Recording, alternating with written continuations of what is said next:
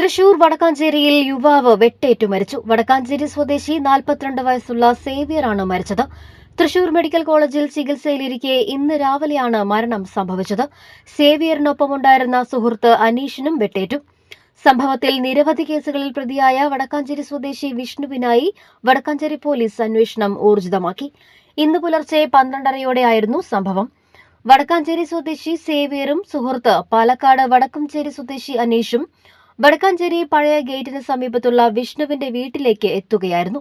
മൂവരും സുഹൃത്തുക്കളാണ്. വീട്ടിലേക്ക് എത്തിയ സേവ്യറും അനീഷും ചേർന്ന് വിഷ്ണുവിനെ വീടിന് പുറത്തേക്ക് വിളിച്ചിറക്കി. തുടർന്ന് മൂവരും വാക്കുതർക്കമായി. ഇതിനിടെ വിഷ്ണു കയ്യിലുണ്ടായിരുന്ന കത്തി ഉപയോഗിച്ച് സേവ്യറിനെയും അനീഷിനെയും വെട്ടുകയായിരുന്നു.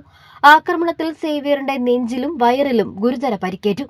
ഉടൻ ഇരുവരെയും പ്രദേശവാസികൾ ചേർന്ന് തൃശൂർ മെഡിക്കൽ കോളേജ് ആശുപത്രിയിലേക്ക് എത്തിച്ചു. അവിടെ ചികിത്സയിലിരിക്കെ ഇന്ന് രാവിലെ 7 മണിയോടെ സേവ്യർ മരണപ്പെടുകയായിരുന്നു. സേവ്യറിന്റെ ഒപ്പമുണ്ടായിരുന്ന അനീഷിന് തലയിലും കഴുത്തിലും കൈയിലും പുറത്തും സാരമായി പരിക്കേറ്റിട്ടുണ്ട്. ഇയാളും മെഡിക്കൽ കോളേജ് ആശുപത്രിയിൽ ചികിത്സയിലാണ്. ഇരുവരെയും ആക്രമിച്ച വിഷ്ണുവിനായുള്ള അന്വേഷണം വടക്കാഞ്ചേരി പോലീസ് ഊർജിതമാക്കി.